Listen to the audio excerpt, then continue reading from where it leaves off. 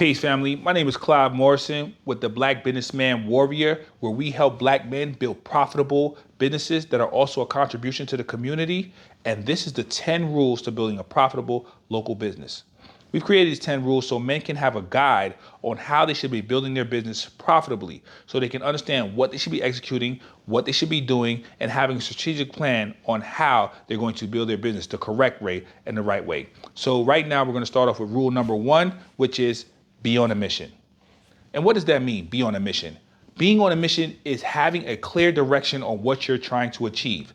We want to achieve X by X in a certain amount of time. So if, let's say, you have a moving company and you want to be the number one moving company in the next 5 years, so that moving company can give people the move they deserve. That is a mission. That is something that you can clearly define to your employees, to your staff, to anybody who works with your business, that they can understand what you are trying to accomplish. You want to make sure that you have a mission. You are a man, a hero, the person that is going to execute and do his duty. So you must be on a mission, be clear on your mission, and understand every day what gets you up and why you're doing it. Rule number 2, be clear on what you're selling.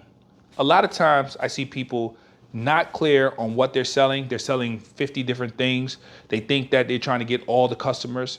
So a person will say, hey, I'm selling general contracting. I'm like, what is that? Or I'm a moving company. Who are you moving for? Or I'm a cleaning company. What kind of cleaning do you do?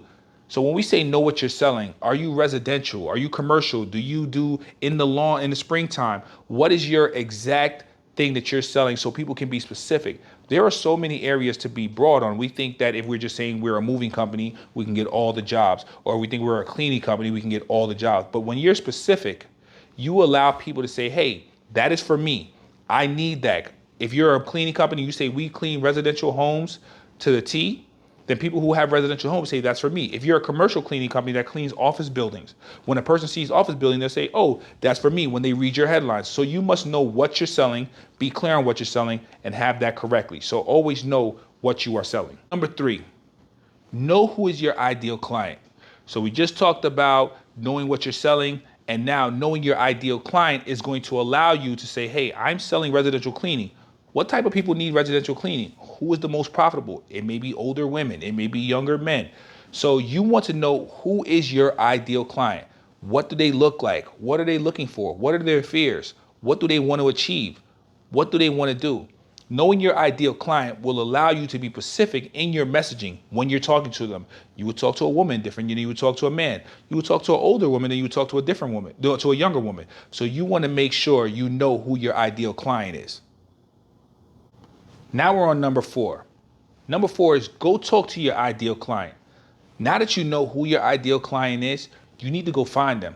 On the web, online, you need to think about, where's my ideal client hanging out at? And offline, where's my ideal client hanging out at? So online, we have examples of Facebook, Google, Yelp.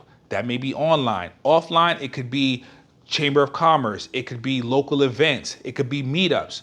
You need to be going and hanging out where your ideal client is hanging out at, right? If you wanted to meet a certain type of person, you would go there and meet. If you wanted to meet single women, you would go to a bar. That would most likely single women be hanging out at. So you want to think about, where's my ideal client hanging out at, and you want to go there and be with your ideal client.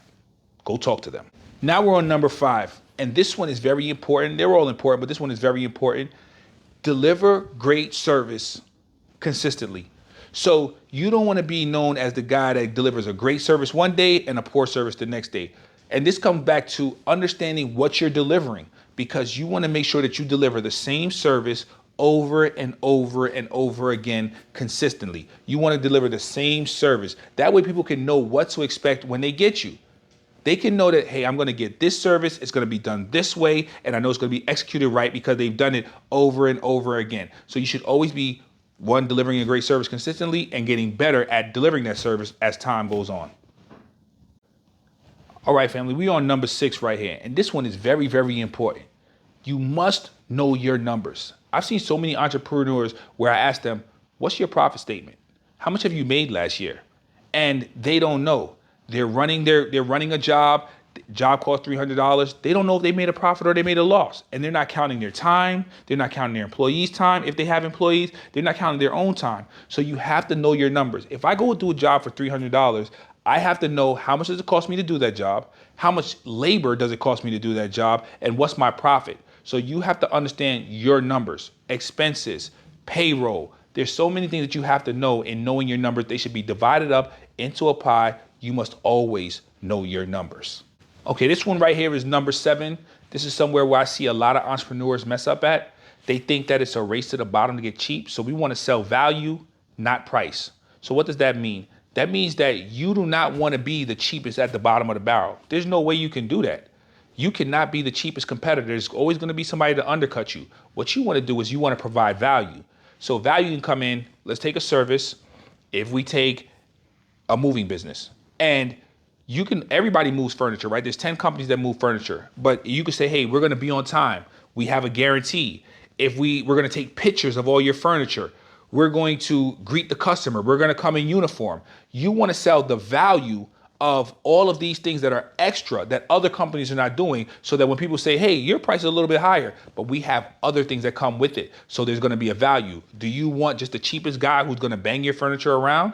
Or do you want the guy that is going to actually take care, show up professionally, and do the job correctly, and make sure he shows you that the job is done correctly? And you can take that in any business. So you want to sell value and not price.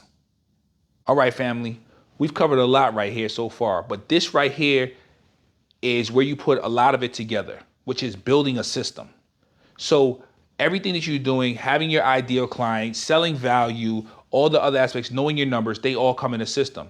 So we always teach 2 things in a system: is the front end, which is marketing, sales, and client delivery, where you're making sure you know how to attract customers, you know how to sell to those people who are going to become customers, and delivering a great service consistently to those customers. And then also the back end, which is talking about having employees, making sure things get done correctly, company culture. So you want to make sure that you're building a system so that day in and day out, you're doing the same thing, and there's not too many surprises. The more surprises you have in your business is the more that you know that you're an amateur.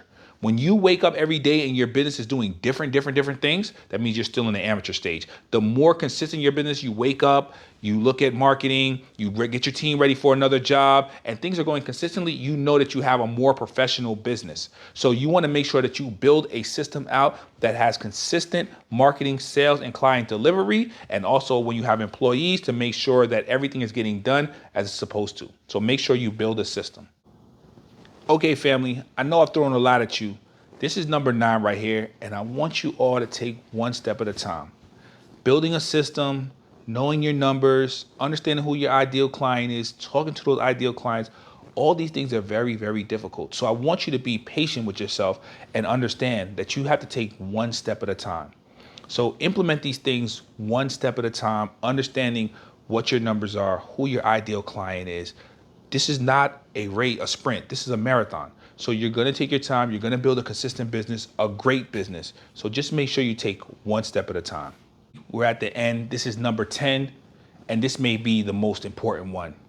It's invest in yourself. Your business cannot grow beyond you.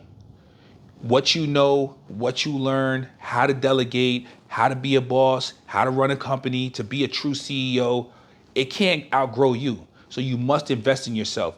You must be willing to take the time and get the skills you need. You need to be learning skills. If it's marketing skills, sales skills, leadership, you need to be understanding delegation. You need to be leveling up, getting to that place where you know that you have the skills to operate your business. All right. So I want to thank you guys for being here, and I hope that these 10 rules helped you out. If you want to schedule a consultation, you can click the link below and you can have a conversation. We can talk about your business. We have a few programs that we have here. So if this is something for you that you love to check out, like I said, click the link below and we'll talk to you. Black man, we need you. We need each other. We have to build this up. Our people need us. The black man, black woman, black child, we need to build our community, and your business is part of that community, that contribution. So you are very important. No matter what you're doing, remember, it is very important in our struggle and liberation.